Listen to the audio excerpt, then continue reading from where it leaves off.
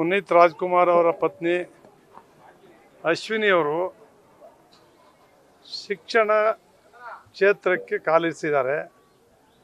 ಬೆಂಗಳೂರಿನಲ್ಲಿ 11 ಈ ರೀತಿಯ ಮಕ್ಕಳ ಶಾಲೆಗಳನ್ನು ತೆರೆದು ಮಕ್ಕಳಿಗೆ ಶಿಕ್ಷಣ, ಕ್ರೀಡೆ, ಕಲೆ, ಸಾಹಿತ್ಯ, ಸಂಸ್ಕೃತಿ ಎಲ್ಲವನ್ನು ಕೊಡ್ತಕ್ಕಂಥ ಒಂದು ಉತ್ತಮವಾದ ಶಾಲೆಗಳನ್ನು ತೆರೀತಕ್ಕಂಥ ಕಾರ್ಯಕ್ರಮವನ್ನು ಪ್ರಾರಂಭ ಮಾಡಿ ಬೆಂಗಳೂರಿನಲ್ಲಿ 11 ಸಂಸ್ಥೆಗಳನ್ನು ತೆರೆದಿದ್ದಾರೆ.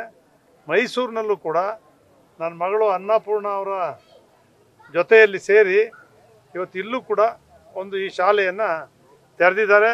ನಮ್ಮ ಲೋಕಸಭಾ ಸದಸ್ಯರಂಥ ಯದುವೀರ್ ಚಾಮರಾಜ ಒಡೆಯರ್ ಅವರು ಕೂಡ, ಕೃಷ್ಣದತ್ತ ಚಾಮರಾಜ ಒಡೆಯರ್ ಅವರು ಕೂಡ ಬಂದು ಉದ್ಘಾಟನೆ ಮಾಡಿದ್ದಾರೆ.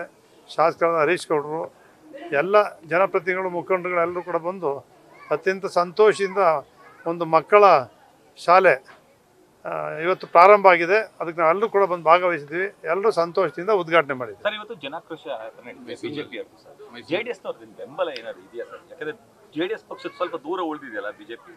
ಅದೇ ನಮ್ಮ ಅಧ್ಯಕ್ಷರು ಕೇಳಬೇಕಾ ವಿಚಾರದಲ್ಲಿ ಅವ್ರ ಜೊತೆ ಮಾತಾಡ್ಬಿಟ್ಟು ನಾನು ನಿಮ್ಗೆ ಹೇಳ್ತೀನಿ. ರಾಜ್ಯಾಧ್ಯಕ್ಷ ಕುಮಾರಸ್ವಾಮಿ ಅವ್ರ ಜೊತೆ ಮಾತಾಡಿ ಹೇಳ್ತೀನಿ. ನ್ಯೂಸ್ ಫಸ್ಟ್ ನಿರ್ಭೀತಿಯಿಂದ ನಿಮ್ಮ ಪರವಾಗಿ.